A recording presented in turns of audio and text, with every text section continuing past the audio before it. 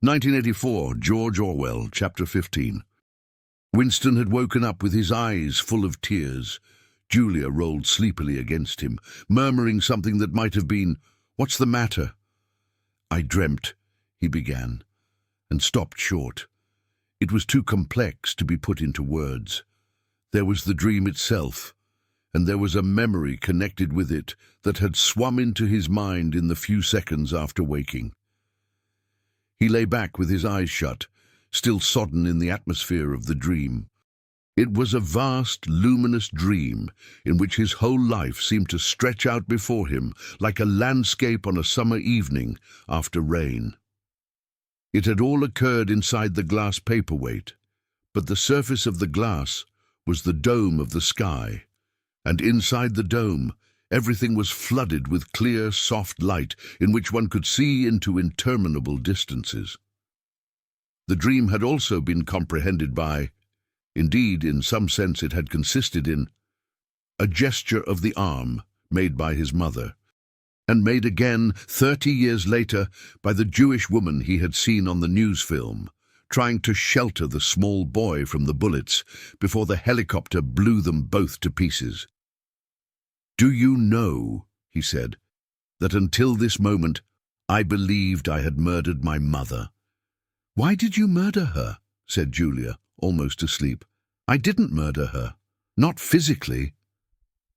In the dream, he had remembered his last glimpse of his mother, and within a few moments of waking, the cluster of small events surrounding it had all come back. It was a memory that he must have deliberately pushed out of his consciousness over many years. He was not certain of the date, but he could not have been less than 10 years old, possibly 12, when it had happened. His father had disappeared some time earlier. How much earlier he could not remember. He remembered better the rackety, uneasy circumstances of the time. The periodical panics about air raids and the sheltering in tube stations, the piles of rubble everywhere, the unintelligible proclamations posted at street corners, the gangs of youths in shirts all the same color, the enormous queues outside the bakeries, the intermittent machine gun fire in the distance, above all, the fact that there was never enough to eat. He remembered long afternoons spent with other boys in scrounging round dustbins and rubbish heaps, picking out the ribs of cabbage leaves, potato peelings, sometimes even scraps of stale bread crust from which they carefully scraped away the cinders, and also in waiting for the passing of trucks which travelled over a certain route and were known to carry cattle feed, and which, when they jolted over the bad patches in the road, sometimes spilt a few fragments of oil cake. When his father disappeared, his mother did not show any surprise or any violent grief. But a sudden change came over her. She seemed to have become completely spiritless. It was evident even to Winston that she was waiting for something that she knew must happen. She did everything that was needed: cooked, washed, mended, made the bed, swept the floor, dusted the mantelpiece, always very slowly and with a curious lack of superfluous motion, like an artist's lay figure moving of its own accord. Her large, shapely body seemed to relapse naturally into stillness. For hours at a time, she would sit almost immobile on the bed, nursing his young sister, a tiny, ailing, very silent child of 2 or 3, with a face made simian by thinness. Very occasionally she would take Winston in her arms and press him against her for a long time without saying anything. He was aware, in spite of his youthfulness and selfishness, that this was somehow connected with the never-mentioned thing that was about to happen. He remembered the room where they lived, a dark, close-smelling room that seemed half-filled by a bed with a white counterpane. There was a gas ring in the fender, and a shelf where food was kept, and on the landing outside there was a brown earthenware sink, common to several rooms. He remembered his mother's statuesque body bending over the gas ring to stir at something in a saucepan. Above all, he remembered his continuous hunger and the fierce, sordid battles at mealtimes. He would ask his mother naggingly, over and over again, why there was not more food. He would shout and storm at her. He even remembered the tones of his voice, which was beginning to break prematurely and sometimes boomed in a peculiar way. Or he would attempt a snivelling note of pathos in his efforts to get more than his share. His mother was quite ready to give him more than his share. She took it for granted that he, the boy, should have the biggest portion. But however much she gave him, he invariably demanded more. At every meal she would beseech him not to be selfish, and to remember that his little sister was sick and also needed food, but it was no use. He would cry out with rage when she stopped ladling. He would try to wrench the saucepan and spoon out of her hands. He would grab bits from his sister's plate. He knew that he was starving the other two, but he could not help it. He even felt that he had a right to do it. The clamorous hunger in his belly seemed to justify him. Between meals, if his mother did not stand guard, he was constantly pilfering at the wretched store of food on the shelf. One day, a chocolate ration was issued. There had been no such issue for weeks or months past. He remembered quite clearly that precious little morsel of chocolate. It was a 2-ounce slab, they still talked about ounces in those days, between the three of them. It was obvious that it ought to be divided into 3 equal parts. Suddenly, as though he were listening to somebody else, Winston heard himself demanding in a loud, booming voice that he should be given the whole piece. His mother told him not to be greedy. There was a long, nagging argument that went round and round, with shouts, whines, tears, remonstrances, bargainings. His tiny sister, clinging to her mother with both hands, exactly like a baby monkey, sat looking over her shoulder at him with large, mournful eyes. In the end, his mother broke off 3/4 of the chocolate and gave it to Winston, giving the other quarter to his sister. The little girl took hold of it and looked at it dully, perhaps not knowing what it was.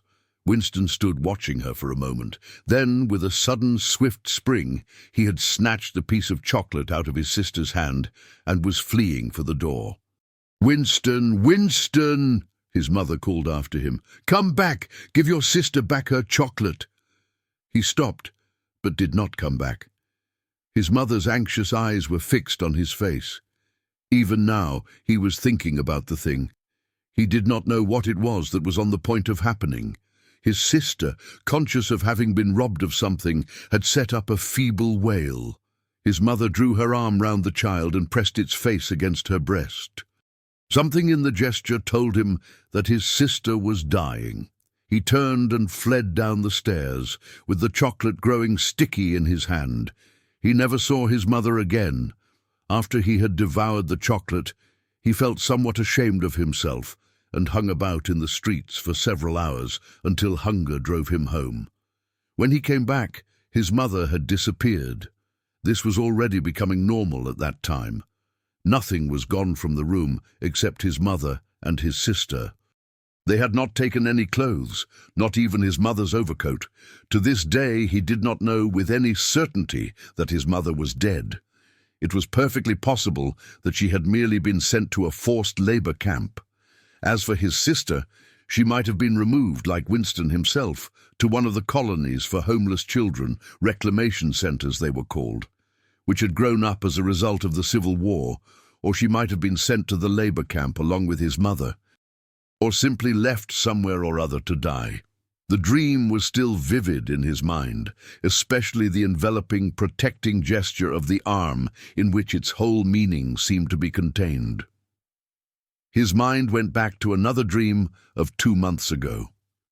Exactly as his mother had sat on the dingy, white-quilted bed with the child clinging to her, so she had sat in the sunken ship far underneath him, and drowning deeper every minute, but still looking up at him through the darkening water. He told Julia the story of his mother's disappearance. Without opening her eyes, she rolled over and settled herself into a more comfortable position. "I expect you were a beastly little swine in those days," she said indistinctly. "All children are swine." "Yes, but the real point of the story." From her breathing, it was evident that she was going off to sleep again. He would have liked to continue talking about his mother. He did not suppose, from what he could remember of her, that she had been an unusual woman, still less an intelligent one, and yet she had possessed a kind of nobility, a kind of purity, simply because the standards that she obeyed were private ones. Her feelings were her own and could not be altered from outside. It would not have occurred to her that an action which is ineffectual thereby becomes meaningless.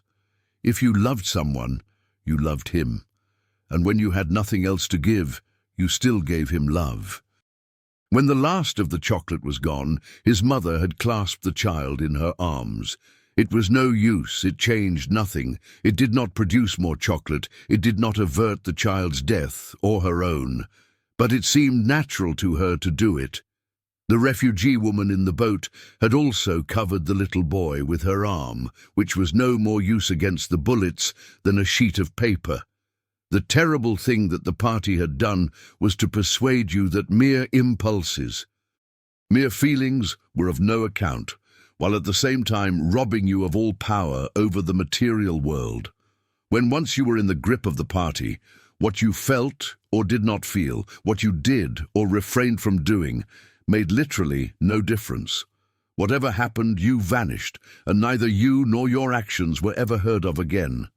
You were lifted clean out of the stream of history, and yet, to the people of only 2 generations ago, this would not have seemed all-important. Because they were not attempting to alter history. They were governed by private loyalties which they did not question. What mattered were individual relationships and a completely helpless gesture, an embrace, a tear, a word spoken to a dying man, could have value in itself. The proles, it suddenly occurred to him, had remained in this condition. They were not loyal to a party or a country or an idea. They were loyal to one another. For the first time in his life, he did not despise the proles, or think of them merely as an inert force which would one day spring to life and regenerate the world. The proles had stayed human. They had not become hardened inside. They had held on to the primitive emotions which he himself had to relearn by conscious effort. And in thinking this, he remembered, without apparent relevance, how a few weeks ago he had seen a severed hand lying on the pavement and had kicked it into the gutter as though it had been a cabbage stalk.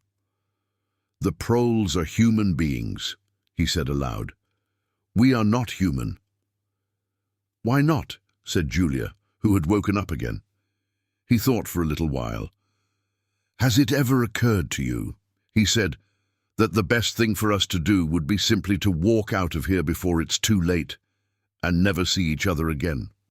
"Yes, dear, it has occurred to me several times, but I'm not going to do it all the same. We've been lucky," he said, "but it can't last much longer. You're young. You look normal and innocent. If you keep clear of people like me, you might stay alive for another 50 years. No, I've thought it all out. What you do, I'm going to do. And don't be too downhearted. I'm rather good at staying alive. We may be together for another 6 months, a year. There's no knowing. At the end, we're certain to be apart. Do you realize how utterly alone we shall be? When once they get hold of us, there will be nothing, literally nothing, that either of us can do for the other. If I confess, they'll shoot you, and if I refuse to confess, they'll shoot you just the same. Nothing that I can do or say, or stop myself from saying, will put off your death for as much as 5 minutes. Neither of us will even know whether the other is alive or dead. We shall be utterly without power of any kind. The one thing that matters is that we shouldn't betray one another, although even that can't make the slightest difference." "If you mean confessing," she said, "we shall do that, right enough. Everybody always confesses. You can't help it. They torture you." "I don't mean confessing. Confession is not betrayal. What you say or do doesn't matter. Only feelings matter. If they could make me stop loving you, that would be the real betrayal." She thought it over. "They can't do that," she said finally. "It's the one thing they can't do. They can make you say anything, but they can't make you believe it. They can't get inside you." "No," he said a little more hopefully. "No, that's quite true. They can't get inside you. If you can feel that staying human is worthwhile, even when it can't have any result whatever, you've beaten them. He thought of the telescreen with its never-sleeping ear. They could spy upon you night and day, but if you kept your head, you could still outwit them. With all their cleverness, they had never mastered the secret of finding out what another human being was thinking. Perhaps that was less true when you were actually in their hands. One did not know what happened inside the Ministry of Love, but it was possible to guess. Tortures, drugs, delicate instruments that registered your nervous reactions, gradual wearing down by sleeplessness and solitude and persistent questioning. Facts, at any rate, could not be kept hidden. They could be tracked down by inquiry. They could be squeezed out of you by torture. But if the object was not to stay alive, but to stay human, what difference did it ultimately make? They could not alter your feelings. For that matter, you could not alter them yourself, even if you wanted to. They could lay bare in the utmost detail everything that you had done or said or thought. But the inner heart, whose workings were mysterious even to yourself, remained impregnable.